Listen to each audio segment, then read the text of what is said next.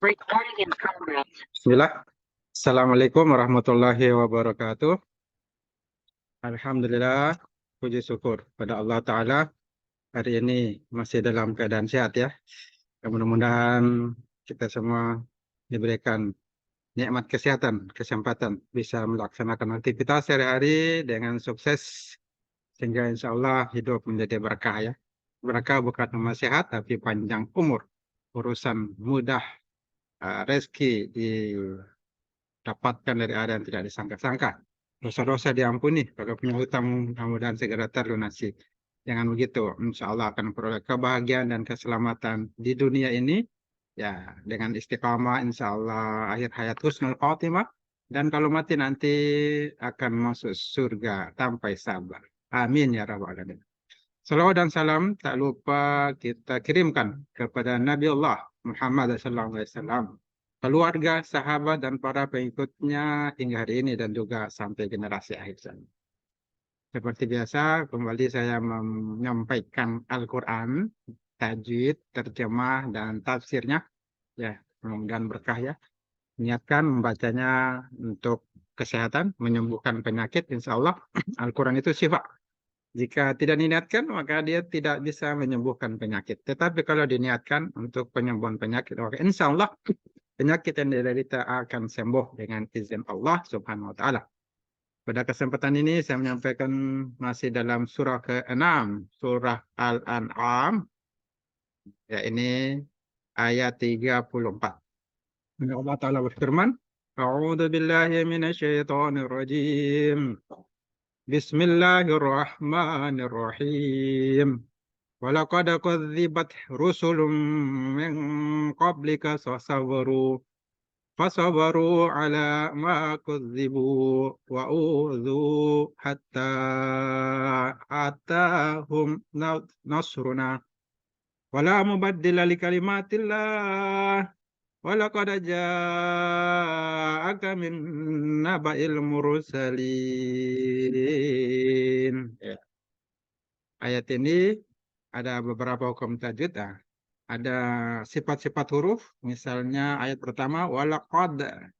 Nah, ko itu tempat keluar huruf adalah lisan, bagian pangkal, bagian belakang ko. Di depannya ada ka. Jadi bedanya ko bagian belakang, di depannya ka. Ko.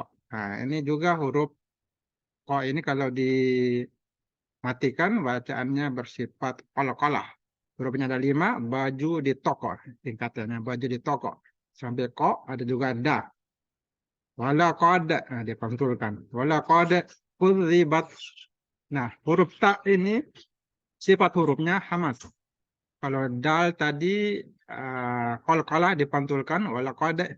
Kalau ta dia sifatnya hamas. Kudzibat, keluar napas, mengalir napas. Kudzibat. Kalau tangan ditaruh di depan mulut kemudian diucapkan kudzibat, berulang-ulang kemudian cium bau, maka itu bacanya betul. Jadi begitu cara mengucapkan huruf ta kalau dia mati, sukun. Sifatnya hamas. Kudzibat. Berbeda dengan qalqalah. Walaqad. Dipantulkan. Walaqad. Kudzibat. Hamas. Mengalir napas. Rusulun min. Nah ini. Rusulun min. Nah ini tanwin bertemu min. Ini sifatnya disebut idgham. Idgham di gunnah. Ini baca dengan dengung. Jadi tanwin bertemu 4 huruf. Ya, nun, mim, dan waw. Nah, itu sifatnya idgham di gunnah. Dibaca dengan dengung. Rusulum min qablika. Ini ikhfa. Nun bertemu salah satu dari 15 huruf. Ikhfa. Salah satunya qa. Fasabaru. Ini waw sukun dahulu dhamma. Dibaca 2 harokat. Disebut mat tabi'ih. Ala ma kudzibu. Nah, alif dari fathah, waw sukun dari dhammah, mat tabi'i 2 harokat. Wa udzu 2 harokat. Waw sukun didahului oleh dhammah. Zu, zu, za, zi, zu. Jadi cara mengucapkan hurufnya itu lidah, ujung lidah bertemu dengan ujung gigi. Za, zi, zu. U, zu. Setiap pengucapan u, dhamma, maka mulut agak bulat ya. Mulut bulat. U, zu.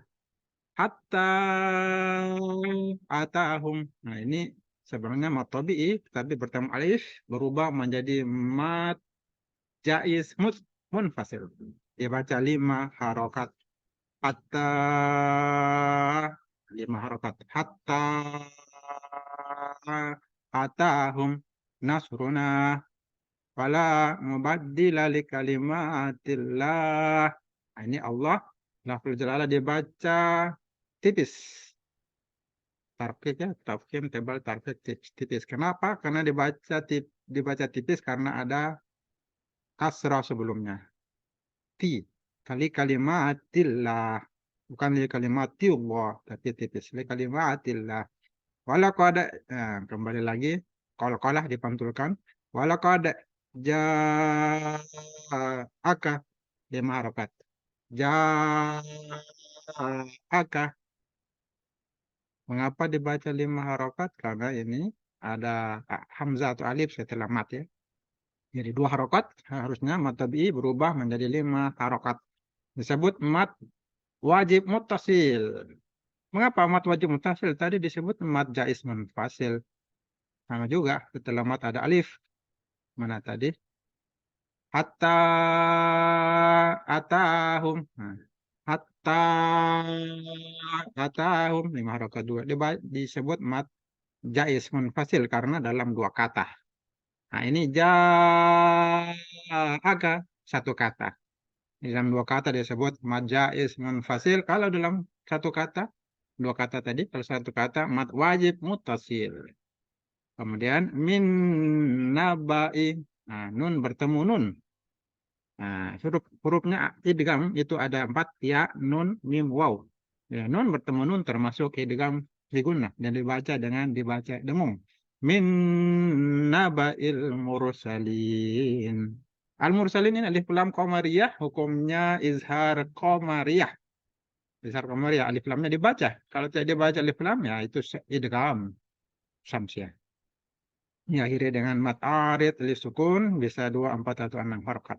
Al-mursalina bisa dibaca al-mursalin atau 4 al-mursalin atau 6 al-mursalin. Nah, itulah sedikit kita membahas ilmu tajwid dari ayat 34 surah Al-An'am. Di mana Allah Ta'ala berfirman, sungguh rasul-rasul sebelum engkau pun itu telah didustakan, lalu mereka sabar. Mereka sabar terhadap pendustaan dan penganiayaan yang dilakukan terhadap mereka. Sampai datang pertolongan kami kepada mereka. Tidak ada yang dapat mengubah kalimat Allah. Sungguh telah datang kepadamu sebagian berita Rasul-Rasulku. Ini ada penjelasan. Tidak ada yang dapat mengubah kalimat Allah, yaitu yang dimaksud dengan kalimat Allah adalah ketetapannya yang sudah tertulis dalam kitab Lauhul Mahfuz. Itu kitab sudah ada di sisi Allah di langit sana. Di antaranya adalah bahwa mereka yang mendustakannya pasti akan hancur dan orang yang mengimaninya akan menang. Nah, kalau kita baca kitab-kitab tafsir, di antara ada kitab tafsir Ibnu Katsir, dijelaskan bahwa hal ini merupakan hiburan hiburan bagi hati Nabi Muhammad SAW, sekaligus sebagai ungkapan dukungan terhadapnya dalam menghadapi orang-orang yang mendustakannya dari kalangan kaumnya sendiri. Juga merupakan perintah kepadanya agar bersikap sabar sebagaimana sikap sabar orang-orang yang berhati teguh dari kalangan para rasul terdahulu, rasul sebelumnya. Dalam ayat ini pun terkandung janji Allah kepada nabinya bahwa dia akan menolongnya sebagaimana dia telah menolong pada rasul terdahulu. Kemudian beroleh kemenangan. Nah, akan mendapatkan kemenangan. Pada akhirnya akibat yang terpuji diperoleh para rasul setelah mengalami pendustaan dan gangguan dari kaumnya masing-masing. Setelah itu datanglah kepada mereka pertolongan dan kemenangan di dunia dan akhirat. Seperti yang disebutkan dalam firman, dalam ayat ini juga. Tidak ada seorang pun yang dapat mengubah kalimat-kalimat janji-janji Allah, yaitu janji-janji kemenangan yang telah ditetapkannya di dunia dan akhirat bagi hamba-hambanya yang beriman. Dan perihal pembahasan ini sama dengan dalam ayat yang lainnya, misalnya Shaffat ayat 171 sampai 173. Dan sesungguhnya telah tetap janji kami kepada hamba-hamba kami yang menjadi rasul, yaitu sesungguhnya mereka itulah yang pasti mendapat pertolongan. Dan sesungguhnya tentara kami itulah yang pasti menang. As-Saffat 171 sampai 173. Juga Al-Mujadalah ayat 21. Bahwa Allah telah menetapkan aku dan rasul-rasulku pasti menang. Sesungguhnya Allah Maha Kuat lagi Maha Perkasa. Itu dalam Al-Mujadalah ayat 21. Mengenai firman Allah Subhanahu wa taala, sesungguhnya telah datang padamu sebagian dari berita-berita Rasul, ya.